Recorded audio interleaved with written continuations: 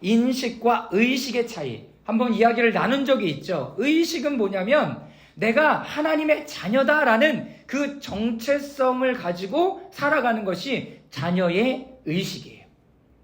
하나님의 나라의 백성. 그래서 사도 바울은 우리의 시민권은 어디 있다? 하늘에 있다라고 얘기하잖아요. 여러분, 사도 바울은 그 의식을 가지고 있었어요. 의식. 아, 내가 누구이구나. 이걸 아는 거예요. 근데 여러분, 인식은 뭐냐면 주변의 상황과 환경을 통해서 내가 규정되어지는 거예요. 내가 지금 몸이 아파. 내가 지금 돈이 없어. 내가 지금 뭘 못하고 있어. 능력이 적은 것 같아. 그럼 내가 이런 사람밖에 안 되는구나. 여러분, 이렇게 무너져 버리는 것이 인식이에요. 내가 인식했구나. 나는 이런 인간이구나를 인식하는 게 아니라 그럼에도 불구하고 나는 누구다?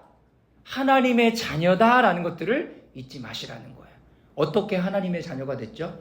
요한복음 1장 12절 영접하는 자 곧 그 이름을 믿는 자들에게는 하나님의 자녀가 되는 권세를 주셨으니, 여러분 이제 그 권세를 사용하셔야 되는 거예요.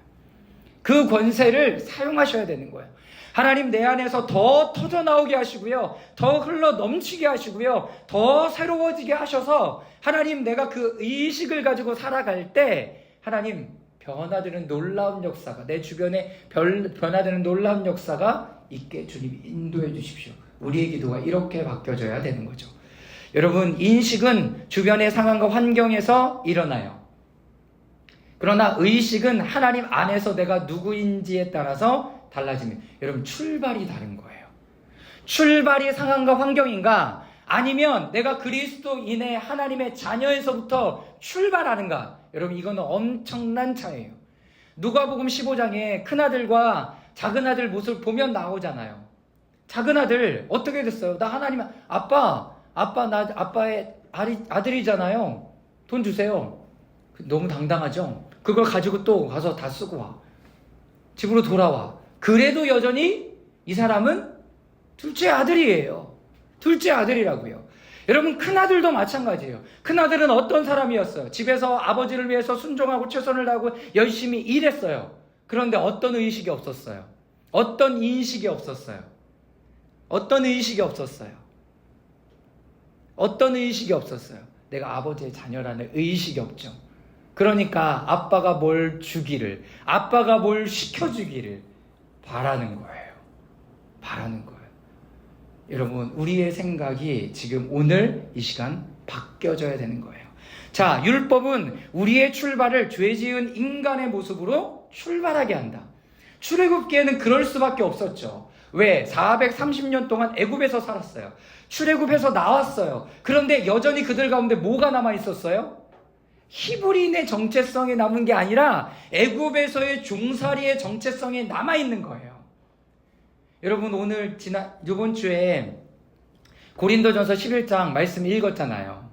거기에 그 말씀이 있죠. 이스라엘 백성들이 다 같이 홍해를 함께 건넜고 만나에 함께 하늘에서 내리는 만나를 먹었고, 여러분 이런 삶을 살았음에도 불구하고 이 사람들이 다 하나님 나라에 들어갔대요? 아니요. 그들의 대다수는 다 들어가지 못했대요. 심지어 누구도 못 들어갔어요. 모세도 못 들어갔어요. 그런데 어떤 사람들이 들어갔어요? 2세대. 하나님 앞에 모세와 장막, 그 하나님의 말씀, 이것들을 경험한 세대들이 어디 하나님의 나라에 하나님께서 약속하신 그것 가운데 들어갈 수 있었다고요. 여러분, 모세가 하나님의 나라에 들어갔다라는 것을 어떻게 할 수 있는 줄 아세요? 어떻게 할 수 있을까요? 모세 못 들어갔잖아요. 그리고 하데스 바네에서 죽었잖아요. 거기에 무덤이 있는데요, 못 들어갔잖아요. 여러분, 그런데 예수 그리스도께서 변화산에서 두 명의 인물과 같이 대화를 해요. 누구랑 대화하죠? 모세와 엘리야. 변화산은 뭐냐면 하나님의 나라가 임할 것, 변할 것, 부활할 몸을 가질 것들을 미리 보여주신 거예요. 그러니까 모세가 그 땅에 들어가지 못했지만 모세는 하나님과 대화하는 사람이었고 그 땅에 못 들어갔을 뿐 그는 하나님 앞에 어떻게 된 거예요? 하나님의 나라를 이미 맛본 하나님의 사람이었다는 거예요. 이것은 무슨 말씀인지 이해가 되세요? 여러분, 우리가 예수 그리스도를 이 죄된 모습으로 살아간다면 여러분, 우리가 이렇게 신앙생활 함에도 불구하고 하나님의 나라에 못 갈 수 있어요. 인식을 바꿔야 되는 거죠. 우리의 의식을 바꿔야 되는 거예요. 자녀의 의식으로 우리의 생각과 마음을 바꿔내야 되는 거예요. 바꿔내야 되는 거예요. 자, 출애굽기 15장 26절 말씀 우리 다 같이 읽어보겠습니다. 시작. 주님께서 말씀하셨다. 너희가 주 너희 하나님인 나의 말을 잘 듣고 내가 보기에 옳은 일을 하며 나의 명령에 순종하고 나의 규례를 모두 지키면 내가 이집트에서 사람에게 내린 어떤 질병도 너희에게는 내리지 않을 것이다. 나는 주 곧 너희를 치료하는 하나님이다. 여러분, 뭐 하래요? 율법 잘 지키래요. 그러면 너희들 가운데 뭐가 없을 것이다? 질병이 없을 것이다 라고 하나님 말씀하셨어요.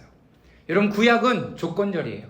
너희들이 만약에 이렇게 하면 내가 이런 복을 줄게. 그런데 이렇게 하지 못하면 저주를 받을 거야. 이렇게 얘기하는 조건절이에요. 그런데 이것이 로마서에 넘어오면 뭐라고 해요? 의인은 없나니 하나도 없대요. 그러니까 율법으로는 죄를 깨달을 뿐이니라. 여러분, 이거를 가르쳐주고 싶은 거예요. 그래서 죄를 지으면 어떻게 돼야 돼요? 하나님 앞에 나아가야 돼요. 아, 내가 이것을 잘못했구나. 그거를 깨달아요. 어디 가운데? 일상 가운데. 일상 가운데 그것이 죄라는 것들을 깨달으면 빨리 돌이켜서 하나님 앞에 재물 갖고 나와서 하나님, 나 용서해 주세요. 이런 시간들을 보내야 돼요. 왜 그러죠? 왜 죄를 용서받아야 돼요? 나 싫은데? 나밖에 모르는 죄인데? 왜 그냥 내비두면 안 되나? 왜 그러죠, 여러분? 왜 죄의 문제를 해결해야 돼요? 네? 하나님과 멀어지니까. 하나님과 멀어지면 안 좋나? 왜 안 좋죠? 뭐라고요? 네, 함께 살 수 없어요. 이게 가장 중요한 이유예요. 내 안에 죄가 있으면 하나님이 내 안에 거할 수가 없어요. 그래서 예수님이 십자가의 사건을 통해서 우리의 모든 죄를 어떻게 하셔야 돼요? 사해 주셔야 돼요. 그래야 오순절에 성령의 강림이 임할 수 있어요. 무슨 그림인지 알겠어요? 하나님의 첫 번째 마음은 우리와 함께 살기를 원하세요. 우리와 함께 동행하기를 원하세요. 나하고 이야기하기를 원하세요. 그런데 죄를 지으면 하나님과 관계를 맺어갈 수 없고 그분이 내 안에 말할 수가 없고 교제할 수가 없는 거예요. 그래서 죄의 문제를 빨리빨리 해결하라고 얘기하는 거예요. 그런데 하나님이 뭐라고 얘기합니까? 돈 없는 사람, 높은 사람, 지위 낮은 사람, 이런 거 중요하지 않다고. 너희가 가진 것 어떤 것도 괜찮아 라고 말하는 거 똑같아. 참새 새끼든 황소 새끼든 아니면 송아지든 뭐든지 다 가져와도 상관없어. 뭐만 있으면 돼요? 우리의 마음의 중심. 이거를 가지고 하나님께 드렸을 때 구운 것, 찐 것, 튀긴 것 중요하지 않아요. 하나님께 드리는 마음이 중요하다는 거죠. 그러니까 그 마음으로 가지고 와서 하나님 앞에 예배하면 우리가 죄가 어떻게 돼요? 구약에는 잠깐 덮어져요. 잠깐 없어져요. 그죠? 이거를 뭐라고 얘기해요? 속죄라고 얘기하는 거죠. 속죄. 그런데 예수 그리스도의 십자가의 사건은 뭐라고 얘기해요? 속량이라고 얘기해요. 속량. 나를 속하여서 좋은 사람으로 만들어 선언을 해.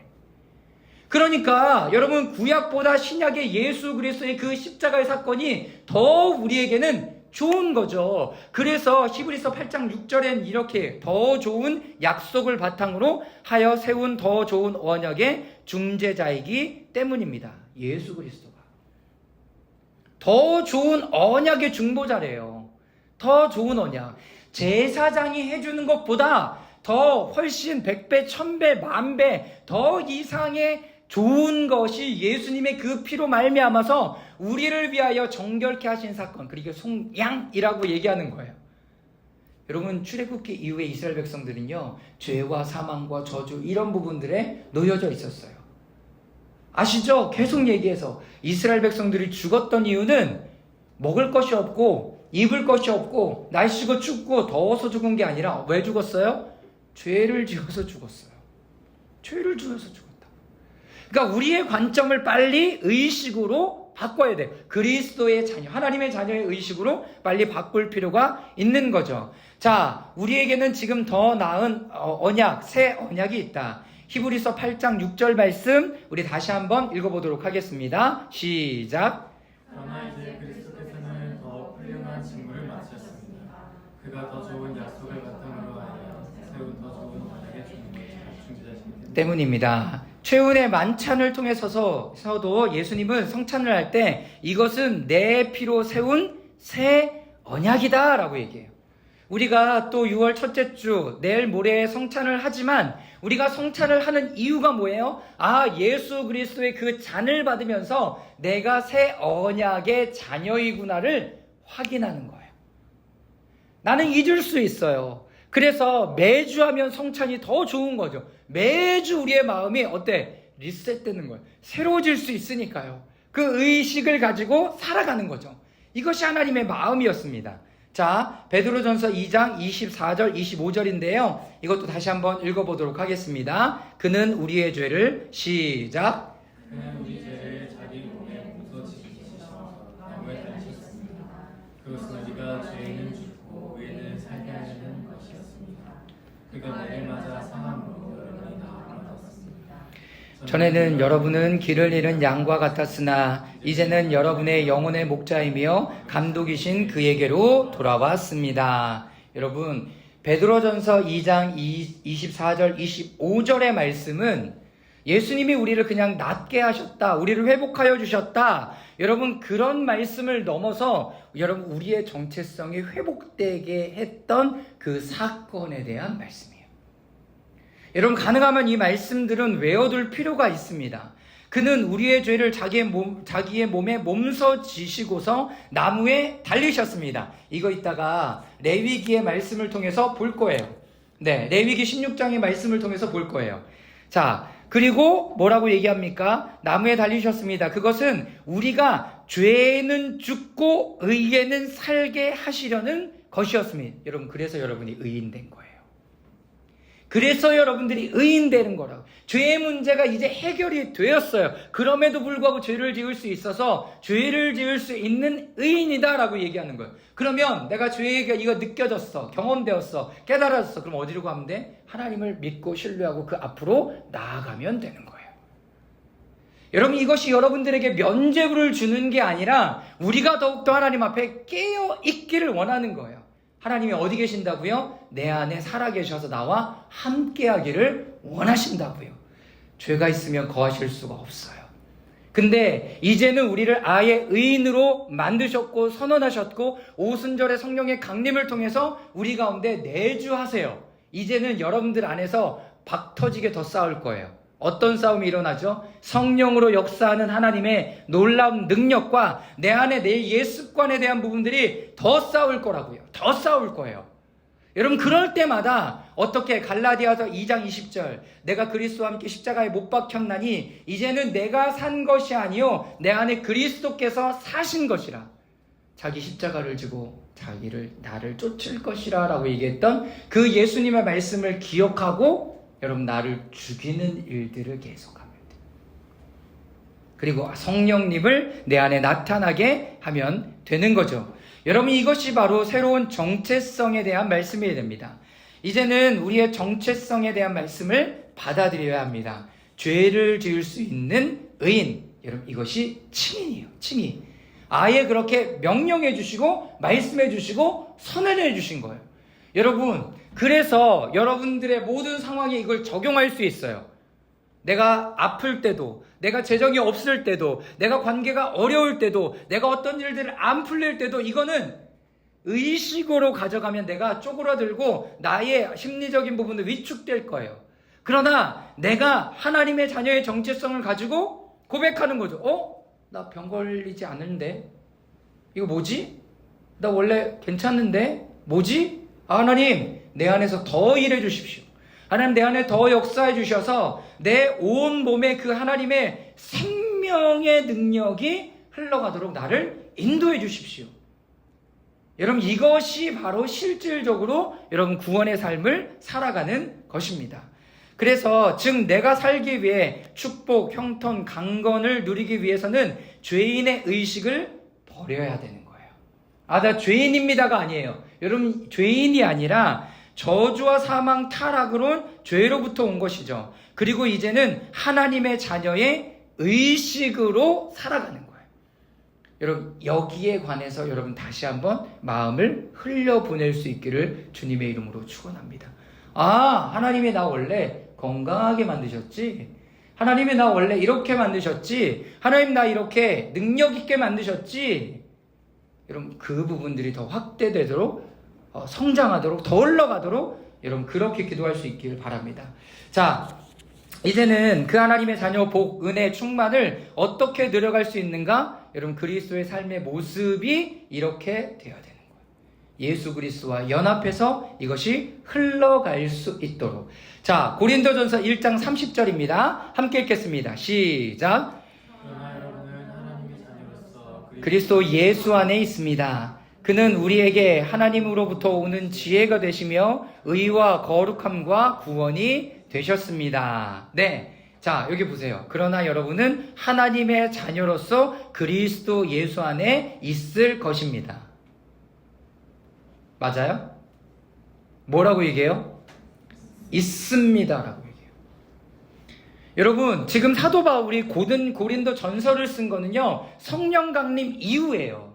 그러니까 예수 그리스도의 십자가와 부활, 승천, 성령 강림 이후에 지금 어떤 일이 일어난 거예요? 하나님의 자녀의 정체성을 가지고 살아가는 사람들이 지금 있었던 거예요.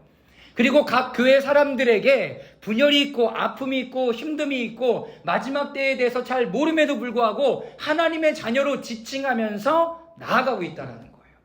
모를 수 있어요. 모를 수 있는데 우리가 하나님의 자녀의 정체성을 가지면 이제 새로운 삶으로 나아갈 수 있는 자격을 주신 거죠. 자, 여기 또 보겠습니다. 고린도후서 3장 6절 함께 읽겠습니다. 시작. 하나님께서 우리에게 새 언약의 일꾼이 되는 자격을 주셨습니다. 이 새 언약은 문자로 된 것이 아니라 영으로 된 것입니다. 문자는 사람을 죽이고 영은 사람을 살립니다. 여러분, 문자는 뭐예요? 여기서 말하는 율법이에요. 율법으로는 죄를 깨닫게 할 뿐이에요. 여러분들의 말씀을 읽다가 깨달을 수 있어요. 찔릴 수 있어요. 여러분, 그러면 주님께서 이 부분을 이렇게 해 두셨지. 여러분, 이 말씀으로 돌아가 이 말씀을 받아들여야 되는 거예요. 여러분, 영으로 된 것이죠. 뭐예요? 이것은 주의 성령, 하나님의 영으로 된 것이에요. 이것은 사람을 살려요. 첫사람 아담은 제가 말씀드렸죠. 자기만 알아요. 자기만 살려고 애써요. 그러나 둘째 아담인 예수 그리스도는 다른 사람들에게 뭘 줄 수 있어요? 생명을 나눠주는 사람이에요. 자, 옆에 분들에게 이렇게 얘기해주세요. 당신은 생명을 나눠주는 사람입니다. 네, 당신은 생명을 나눠주는 사람입니다. 여러분, 그것을 잊지 마시라는 거예요. 그 하나님의 생명을 나눠주는 사람이에요. 여러분, 율법에 매이지 마세요. 율법에 매이지 마세요. 내 상황과 환경에 매이는 게 아니라 우리의 삶의 실제는 하나님의 말씀이라는 거예요. 하나님의 말씀. 하나님의 말씀이 지금 오늘 나 뭐라고 얘기해요? 여러분은 하나님의 자녀로서 그리스도 예수 안에 있습니다. 내가 그리스도 예수 안에 있대요. 여러분, 그걸로 충분해요. 근데 사단은 이 정체성을 계속 흔들려고 애쓸 거예요. 상황과 환경과 아픔과 여러 가지 일들로. 여러분, 그럴 때마다 나 하나님의 자녀야 라고 말할 수 있어야 된다는 거예요. 그것을 누가 하셨어요? 예수님이 40일 동안 광야에서 하셨던 거예요. 야, 나 하나님의 자녀야. 내가 지금 빵 없어서 죽을 것 같아? 나 빵 안 먹어도 되거든? 야, 내가 여기서 떨어지면 뭐 사람들이 믿을 것 같아? 나 이러려고 온 거 아니거든? 하나님의 방법이 있어. 그걸 알고 있어야 사단을 대적할 수 있죠. 주 너의 하나님을 시험하지 마. 그런데 고린도전서에 그 얘기 있잖아요. 그들 대다수는 누구를 시험했어요? 하나님을 시험했어요. 하나님을 시험했다고요. 광야를 거렸던 40년의 이스라엘 백성들은 하나님을 시험했어요. 예수님이 지금 그 모든 부분들을 어떻게 하고 계세요? 다시 리셋하고 계세요. 리셋하신 거죠. 그래서 자녀의 정체성으로 살아갈 수 있도록 하시는 겁니다.